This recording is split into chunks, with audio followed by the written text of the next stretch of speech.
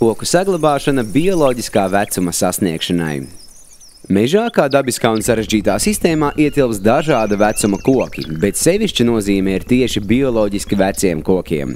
Mūža ilgums dažādām koku sugām ir atšķirīgs. Apsei tas var būt 100 gadu, melnalksnim 120 gadu, bērzam 150, eglei no 300 gadu, priedei 500, liepai 600, bet ozola mūžs var sasniegt 1000 gadus un pat vēl vairāk. Vecie koki nodrošina meža vides nepārtrauktību un kalpo par mājvietu dažādām dzīvo organismu sugām – sēnēm, sūnām, ķērpiem, kukaiņiem, gliemjiem, sīkiem zīdītājiem un putniem. Visbiežāk tieši bioloģiskā mūža otrā pusē koks top par dzīvotni skaitliski lielākai sugu daudzveidībai. Uz lieliem veciem kokiem vienlaikus sadzīvo dažādas sugas dažādās debesis pusēs – ziemeļpusē ēnmīļi un dienvidu pusē saulmīļi. Nolūstot zariem vai dzeņveidīgo darbības rezultātā kokos veidojas dobumi, kas kļūst par mājvietu dobumperētājiem putniem. Savukārt veco koku izturīgajos zaros savas līgzdas vij plēsīgie putni.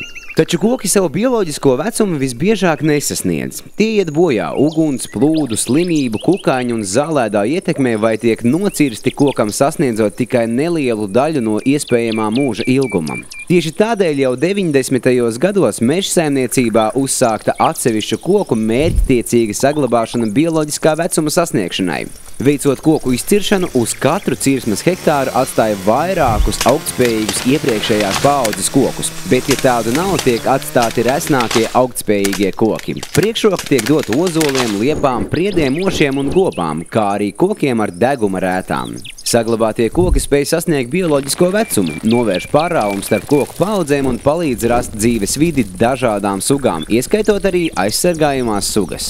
Koki cirtēs tiek atstāti kopā ar apaugumu, jauniem kociņiem, krūmiem un lakstaugiem. Nereti šie koki tiek saglabāti grupās. No šādas saliņas labāk izplatās dažādu augu sēklas un sporas, līdz ar to apkārtnē ātrāk atjaunojas mežam raksturīgie augi. Meža augiem raksturīga parādība, ko sauc par mikorizu. Katra augu suga veido īpatnēju sadarbību ar noteiktu sēņu sugu.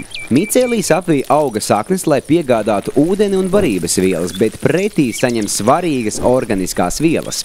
Ap saglabātajiem kokiem mītošie sēņu micēlijas strauji izplatās izcirtumā un veicina ātrāku meža vides atjaunošanos.